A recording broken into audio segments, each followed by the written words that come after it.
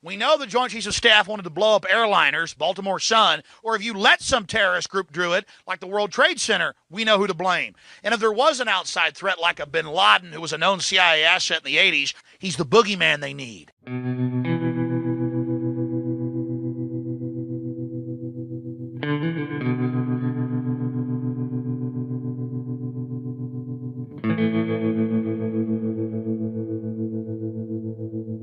He was in the explosion. He was in the lobby and then the third explosion, the whole lobby collapsed on us. What was it like? What was it like? Horrible. It's like hell. We want to bring in Mark Walsh, who's a freelancer for Fox. I was watching with my roommate. It was approximately several minutes after the first plane had hit. I saw this plane come out of nowhere and just scream right into the side of the Twin Tower, exploding through the other side.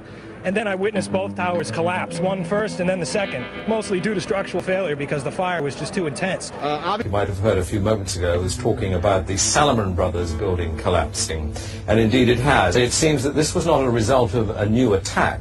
It was because the building had been weakened. Jane, what more can you tell us about the Salomon Brothers building and its collapse? Well, only really what you already know. Details are very, very sketchy. As you can see behind me, the Trade Center appears to be still burning. We see these huge clouds of smoke and ash, and we know that behind that there's an empty piece of what was a very familiar New York skyline, a symbol of the financial prosperity of this city, but completely disappeared now. I remember getting a call from the fire department commander telling me that they were not sure they were going to be able to contain the fire. And I said, you know, we've had such terrible loss of life. Maybe the smartest thing to do is pull it. And they made that decision to pull, and then we watched the building collapse.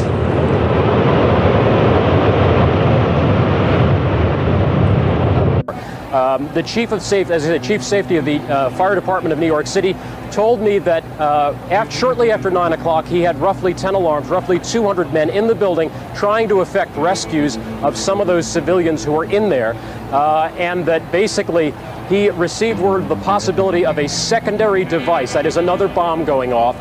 He tried to get his men out as quickly as he could, but he said that there was another explosion which took place, and then an hour after the first hit here, with the first crash that took place, he said, there was another explosion that took place in one of the towers here. Gene, you're saying that you didn't see anything initially. You didn't see a plane actually approach the building. I had no idea it was a plane. I just saw the entire top part of the World Trade Center explode.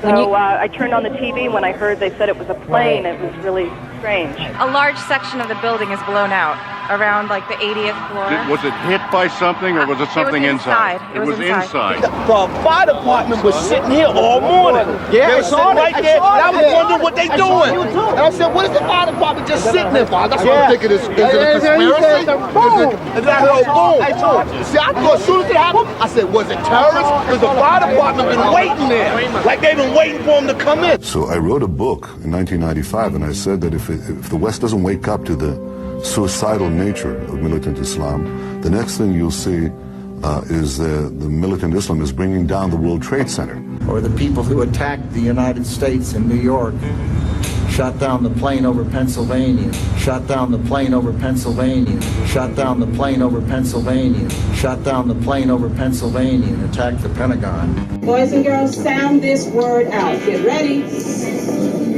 What word? Steal. Yes, steal. Read these words the fast way. Get ready. Play. Yes, play. New York officials revealed at a news conference here in the city that a hijacker's passport was found blocks from the World Trade Center crash site, if you can believe that.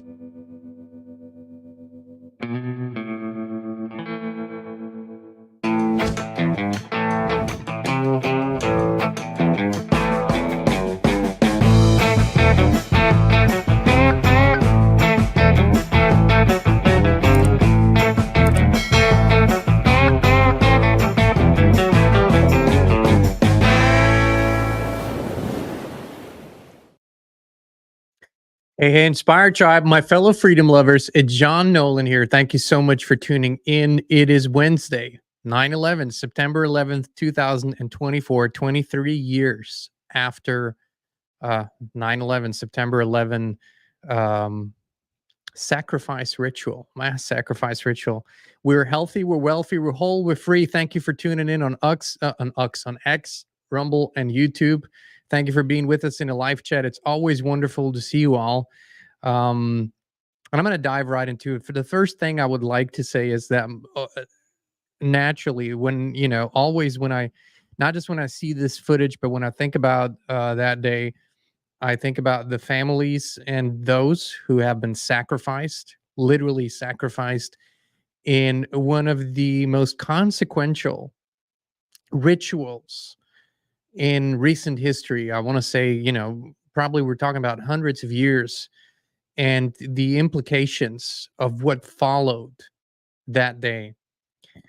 To this day, every year I look at the footage, I look at the speeches. I'm not watching everything. I just skim over it and see if anything sticks out. And to this day, out of all the speeches that you see that are going to be given today and that were given, all the candidates that are vying for your attention, no one is going to tell you the truth about what happened that day. Thank you, Quantum Thug Life. And I think this is what always happens. As a matter of fact, I have thousands of hours of research in 9/11. I remember exactly, like almost anyone I've ever talked to, where I was that day. I remember exactly when I saw the footage that we were all shown on TV. I had just gotten back from the gym, a long and straining workout, and I'd just gotten back. And that was, of course, before social media. It was before, you'd get an alert on your phone, and before Twitter and Facebook and all of that. And I think I heard something on the radio on the way back to the house, and then I turned on the TV and I saw that footage, and I remember calling my dad and said, well, I guess a war is coming. Those were my first thoughts, that a war is coming, and that, that's what's going to be the result of it. And of course, that's what it was. What we didn't know and what I didn't comprehend and understand back then on what kind of war and just how deep it goes and on what levels it was fought, and that the kinetic side of the war, the millions of people that have died as a result of these wars, is one horrific aspect, but it's not the entire story. You will not hear, whether you listen to Trump, whether you listen to Harris, whether you listen to RFK Jr., whether you listen to anyone who's going to speak today, you will not hear them talking about even a fraction of what needs to be discussed. We've met surviving family members. We've met many people who were directly involved. And to this day, no one really got closure. I'll tell you the story of a man that we met many years ago. His wife was a flight attendant on the plane that never hit the Pentagon, by the way, never, ever happened. But nonetheless, she never showed up again. She never returned. There are plenty of theories as to what really happened to that plane. Some are more plausible than others, but there is no hard evidence as to what really happened to that plane. However, this man, his children, they never really got the closure ever. And this was actually a guy who was golfing buddies with the then CIA director, George Tenet. They just happened to play golf at the same club, and they actually played together many times. And so, as you would, he asked him questions. He asked the then CIA director, he said, what happened? What the hell really happened? And when he started digging deeper, the then CIA director told him, listen, this is as far as you're going to get with this. This is what happened. This is the story. This is all you'll ever hear. So accept that. That's it. There's never going to be more. And here we are 23 years later, and we still haven't publicly, in a way that would affect the entire population, discovered the truth about it. There's so much to say. There are so many things that don't add up, but there's also another side of this is how well planned out, sophisticated, and on how many levels this is played out. The most important one is one that people rarely talk about. This was a deliberate mass sacrifice, mass trauma event. This captivated and shocked and traumatized hundreds of millions of people. And it put us, most collectively speaking, it put us almost in a state of paralysis as to questioning. Back then, by the way, questioning this was considered anti-American, anti-patriotic, and you were scolded, you were demonized. It was a very different environment. And oh yeah, and many people, of course, murdered. Many eyewitnesses died. Many firefighters, many policemen, many law enforcement people. All those people that are today, of course, celebrated. And this is always how it goes. First, first they kill them, and then they celebrate them. Right? First they prop them up. This is an ever like it's always the same story.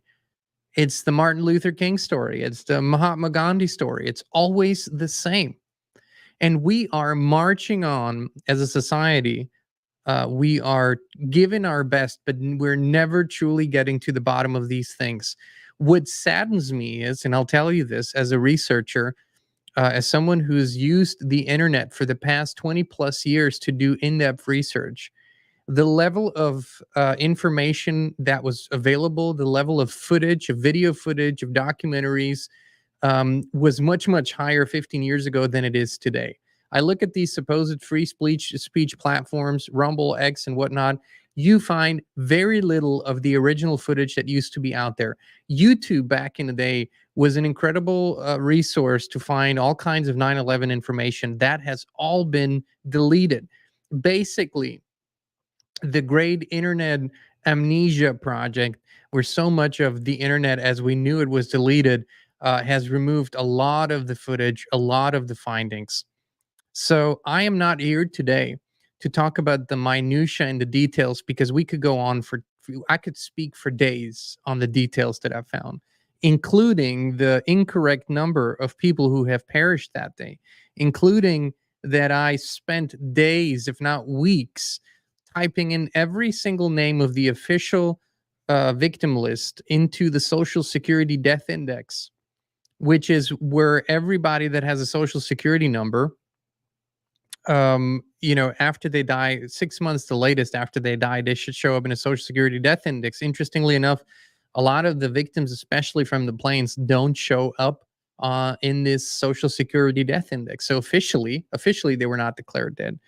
There are all these discrepancies. Planes who officially never took off, that don't have an FAA takeoff time.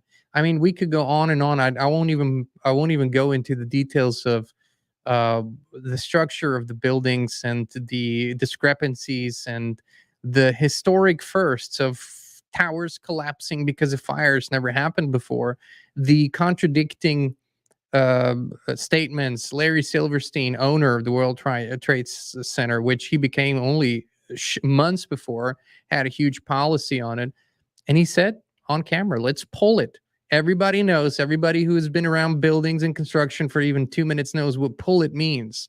Pull it means bring the building down. How can you bring a building down that supposedly has no explosives in it? Well, we could go on and on and on about this. What I'm more interested in is the psychological operation that was carried out, because that's what it really was. See, the event itself, the physicality of this event was, to the perpetrators, fairly meaningless compared to the psychological effect that it had on the people. How could you transform the world, literally?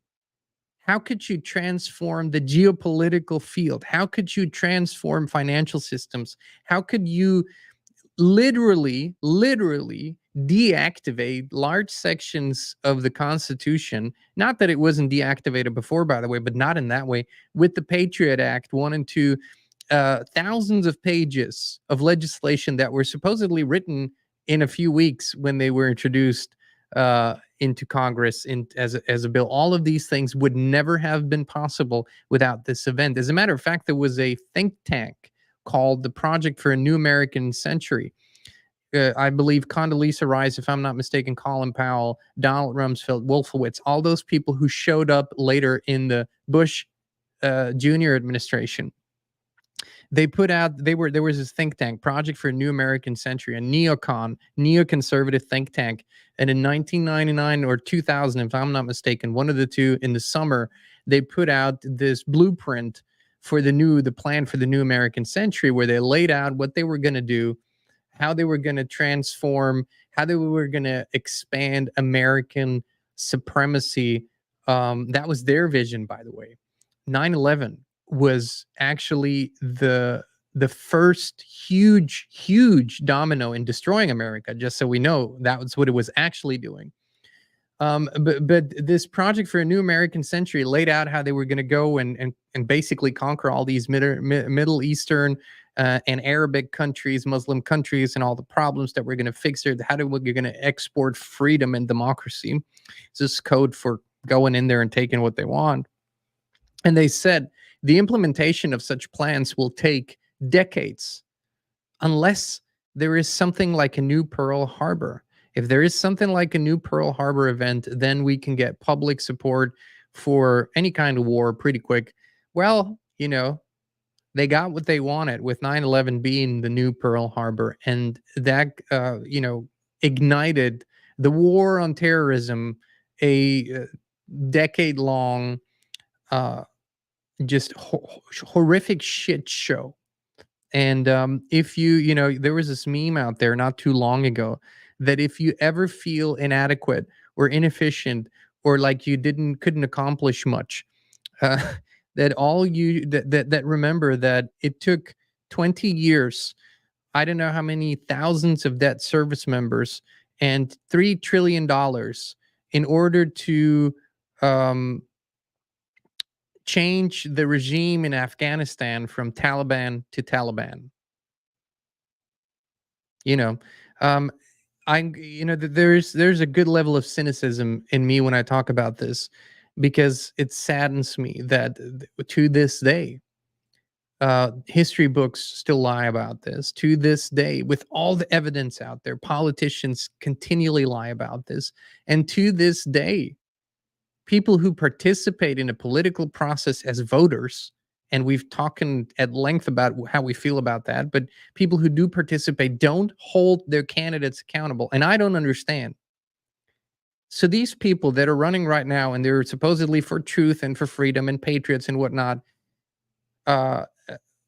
one of which already has been in office. So where is the truth about this day? And how come that the people who were directly involved, at a bare minimum allowed it to happen, at a bare minimum, are still walking free and endorsing other people? All of this is unacceptable, but the psychological trauma, that's something we can do something about. The way that people are kept in this perpetual systemic loop of producing negative, dark, low vibrational fear energy is by regularly traumatizing people, then giving them just enough space so they can get back to hope, so they can have a few glimpses of hope, and then traumatizing them again with some huge event. 2020 was nothing different. 2020 was a mass trauma sacrifice event on a worldwide scale, yes, but it was exactly that. And so was 9/11. When are people healing? How do people even realize that they've been mass traumatized? Do people realize that they have been kept in a mind control state through these events? Thank you, JC. Why do you think the footage was played over and over and over again for weeks and months? Wherever you went, wherever you turned on a TV, radio, it didn't matter back. The footage was everywhere. Why? Because they wanted to imprint this in on your soul. They wanted you to be traumatized by this no matter what. Why? Because when you're traumatized, you're controllable and you're complacent, you're acquiescing. And that's what people did. Today, I remember flying before 9/11, and flying before 9/11 was fun. Traveling before 9/11 was fun. It was actually an experience. It was kind of fun to get to the airport. You got through everything really quick. Everybody was fairly relaxed, and it was an easy thing to do. You know, you wanted to do something spontaneously, you decided a couple hours ahead of time, no problem. After 9/11, flying has become horrible. Horrible. I only do it if I can't avoid it. I only do it if I can't avoid it because everybody is treated like cattle. Everybody's treated like criminals. Everybody's treated like terrorists, and everybody is presumed guilty until proven innocent. So, you're telling me that a guy in a cave in Afghanistan pulled off the greatest terrorist attack against this nation with a bunch of other guys who, you know, after all that we've learned, didn't know shit about anything, were able to pull this off with a few box cutters. And that's the story that they're sticking to. And then they couldn't find that guy for 10 years with all the technology. As I said, there is so much to go into, and people have done that for many, many years. What is the result of it? What is the result of years and years and years of evidence coming out, of research, of people sticking their neck out, of people sacrificing their careers? How many scientists, physicists, whistleblowers have sacrificed their careers? And what is the result? You still don't hear a word. And I'll be happy to be proven wrong, but come November, the reality show will undergo a change, and somebody else will be propped up as the new president. I can predict that we won't hear any significant things about 9/11 afterwards. That won't be a huge subject, other than once a year they're going to get together and they're going to honor the fallen, they're going to honor the law enforcement, honor the firefighters.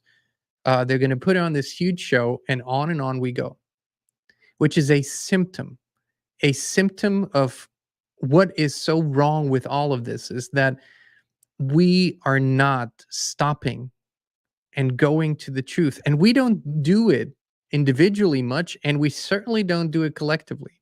And so this entire house of cards continues to be built on lies. What would people find? Once they heal, because once people heal on a spiritual, on an emotional level, you know what starts to happen in their lives? They are much more aligned with truth, because this huge pain body, this suffering pain body, is not in the way any longer. Because what does trauma do? Trauma and your subconsciousness protecting you from ever experiencing such trauma again, that's what it does daily. It avoids anything that could trigger that. It tries to avoid anything that could trigger that. So by you discovering truth, it would trigger that trauma. So it says, no, don't even think about that. Once you're healed, and once you have released that enormous stress on your system, you can actually look at the truth. And that's what these perpetrators know. They know that stressed, traumatized people will never be a real risk to them, but healed and whole people will be. And so every year, you know, I'm looking back at 365 more days of where we didn't go there collectively. I still believe 23 years in, it would be very well worth it to put everything to a halt. Because by actually dissecting 9/11, by actually showing all that we know and can know, because we can't know everything about it, but there's a lot that we can know, a lot that has been absolutely proven as a fact. By laying that out, it would show the world so much about the true structure, because the true structure of power is is happening on a spiritual level, right? That's from a, if you want to, from a archontic, demonic, dark force, and it's projecting down into the 3D world level here. And you can find all this elements of all of it, proof of all of it when you study 9/11. You can find the spiritual, sacrificial side of things, the symbolism that's displayed everywhere. You can find all of it. You can find the economic ties. You can find the secret political ties. You can find the secret societies and how they protect each other. You can find the massive systemic corruption in the system. Wasn't it on September 10th, 2001, that Donald Rumsfeld had a press conference at a Pentagon, famously, infamously, and he said at this press conference that they can't account for $2.3 trillion. My friends, that is 230,000, $2,300 billion. $2,300 billion. Those are unimaginable amounts, and they couldn't account for it in 2001, a day before 9/11. What do you think would have happened had there not been a 9/11? What do you think after that statement was made? What do you think if the Secretary of Defense comes out and says, we cannot account for $2.3 trillion in spending at the Pentagon? And let's just assume that September 11th would have never happened. What do you think would have happened with that? That would have been the biggest story ever. That would have been worldwide news, and it would have blown open so much. It's a footnote at best, a historic footnote at best. Nobody ever talked about it again. Still, by the way, the Pentagon can't account for much.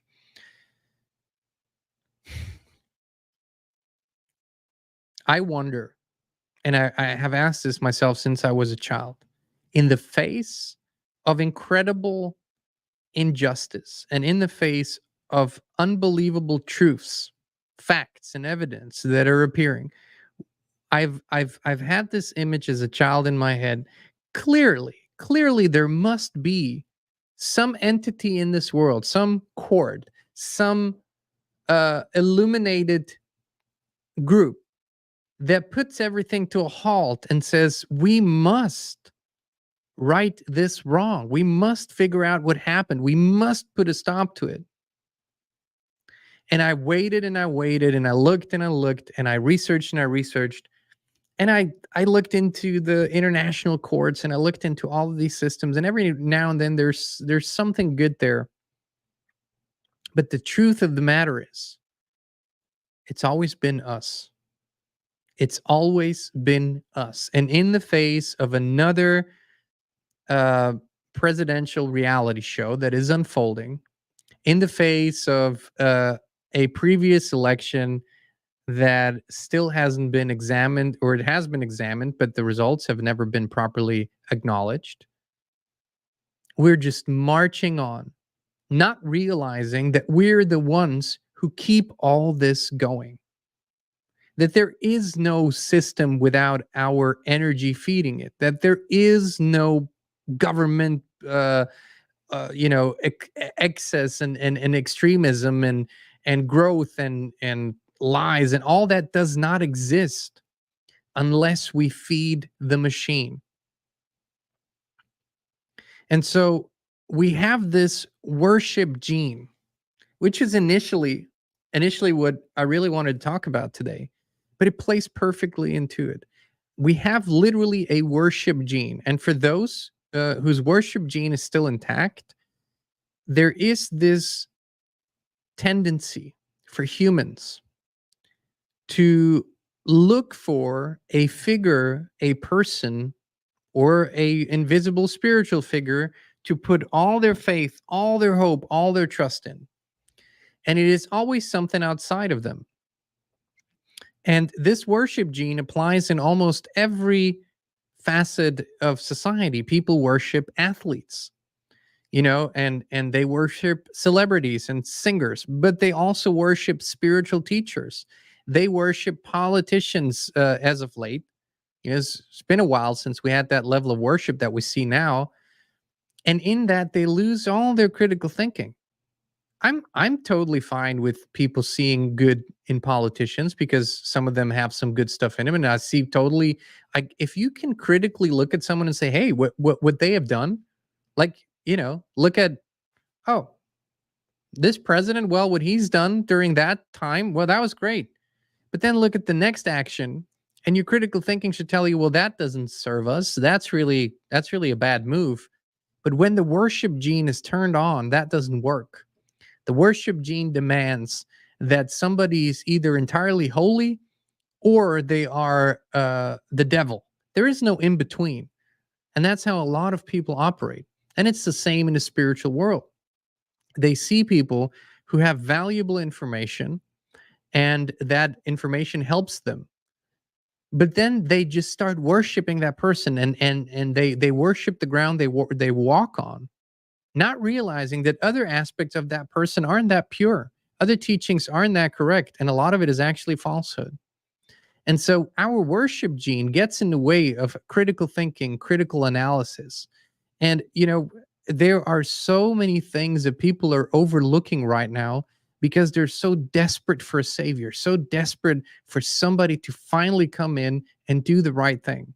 They don't want to see all the wrong things. They don't want to see all the fallacies. They don't want to see all the bad stuff about that particular person. They just want to see the good. What if we could channel this incredible energy that's being unleashed through the worship gene and maybe direct it a little more at ourselves, not to worship ourselves, but to give ourselves enough permission to actually become effective and to actually realize that we are the ones who can affect change in all areas.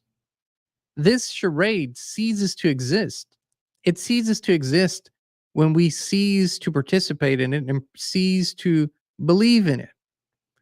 And as much as I've talked about how I know that mainstream society is collapsing, and I know that is the truth, I still wonder how painful it has to become.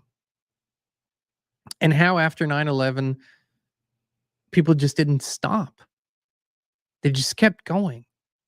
It's like running for the abyss, and all the warning signs are there, and all the alerts, all the alarms, it's all there, and people run into the abyss and they jump.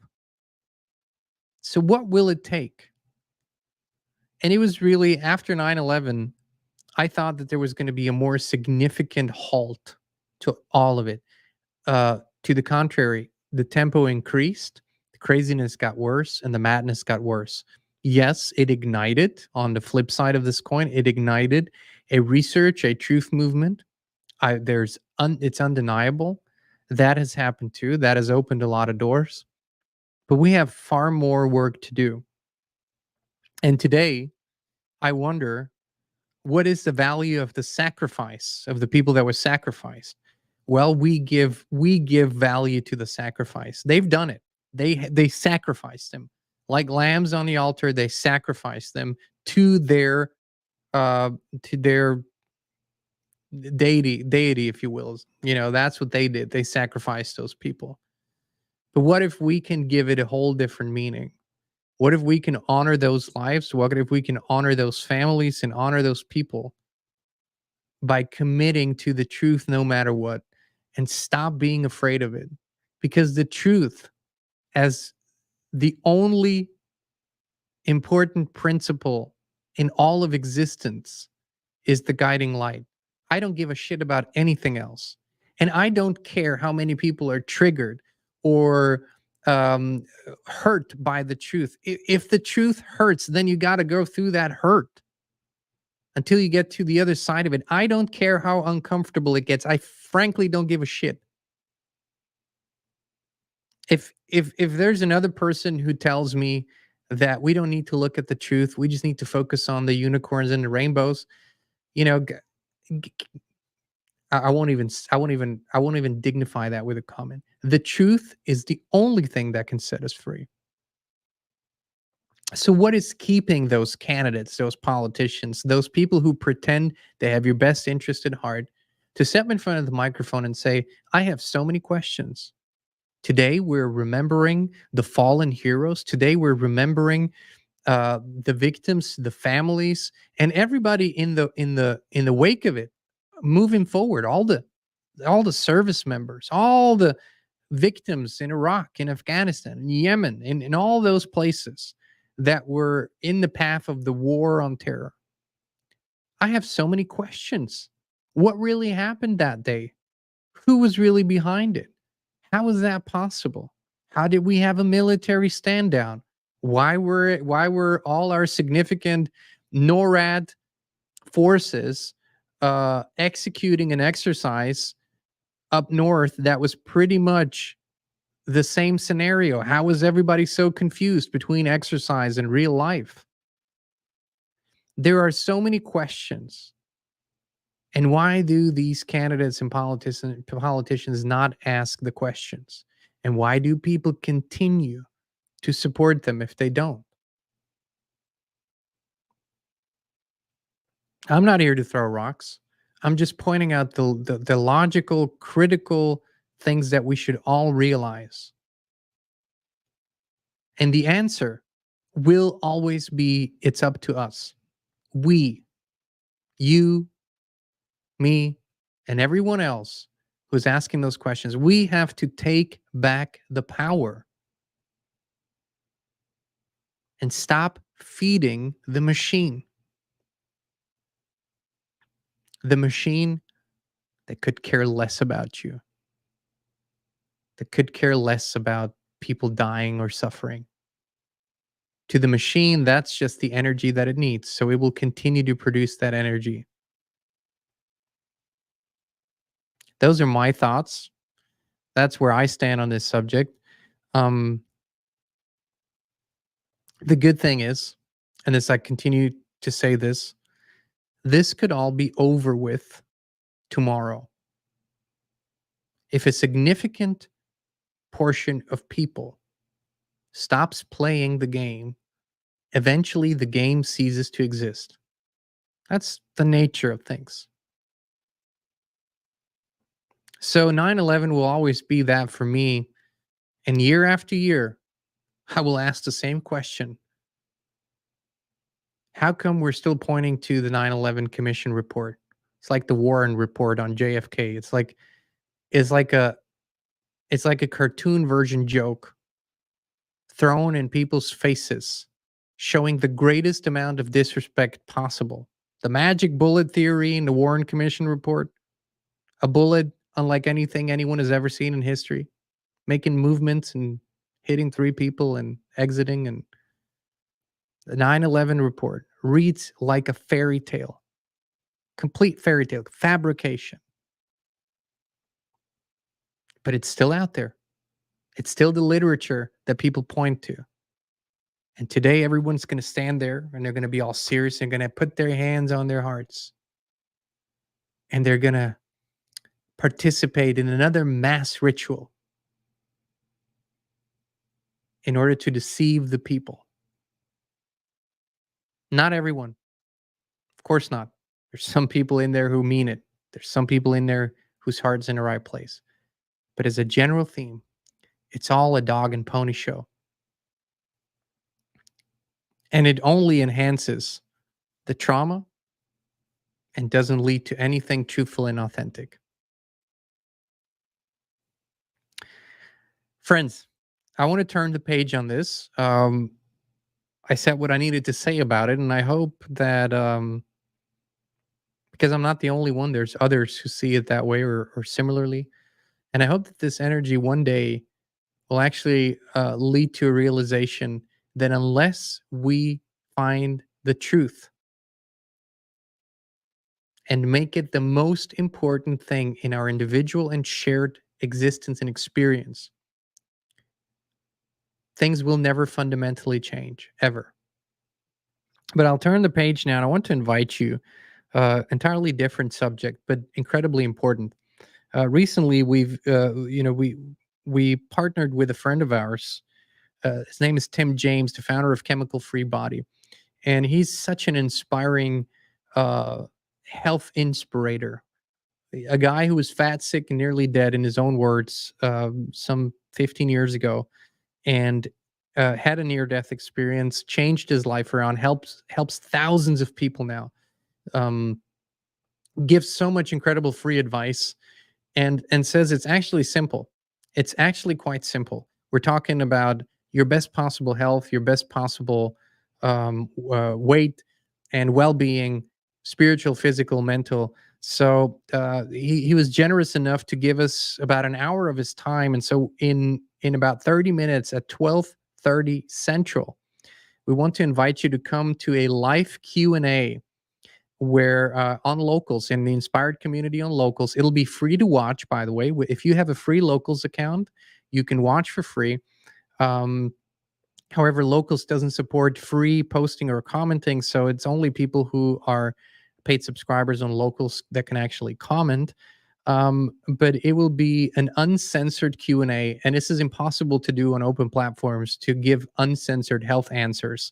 So he's going to come on, and people are going to ask questions live about health and weight and their journey, maybe about his urine, the urine therapy that he talks about, drinking your urine, and other very, very interesting things. So I want to invite you, the link's in the description, to come to the live Q&A, watch, or if you're a subscriber on Locals, ask questions. That's what he's there for. That's his passion. He's helped thousands of people to overcome some of the greatest health challenges of their lives and help them to thrive, which is incredibly inspiring. And he's one of them.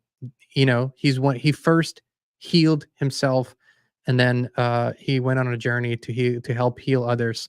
So again, it's a live Q&A with Tim James, founder of Chemical Free Body. The link is in the video description. It's going to be in a pinned comment. And we're going to do this on Locals in 30 minutes, 12:30 p.m. Central. Friends, thank you so much for tuning in. Thank you for being with us. We love you. We appreciate you. And we will be back with you again very, very soon.